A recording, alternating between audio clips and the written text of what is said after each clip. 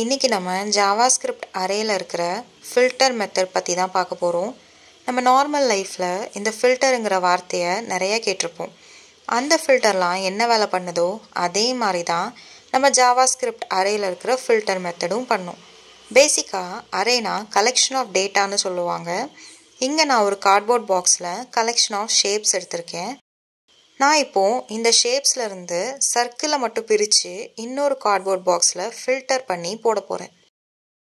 இதுக்கு ஃபஸ்ட்டு அந்த பாக்ஸில் இருக்கிற எல்லா ஷேப்பையும் தனித்தனியாக எடுத்து அதை ஒரு சர்க்கிள் ஃபில்டருக்குள்ளே பாஸ் பண்ணுறேன்.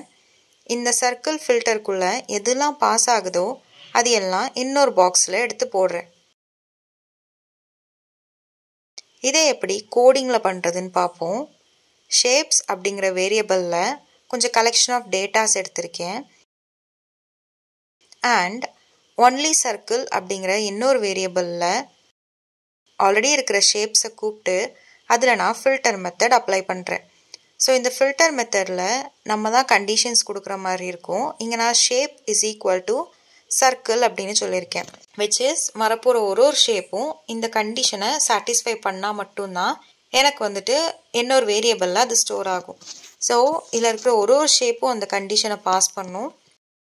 பாஸ் ஆக்கி வர்றது எல்லாமே ஒன்லி சர்க்கிள் அப்படிங்கிற வேரியபிள்குள்ளே ஸ்டோர் ஆகும்.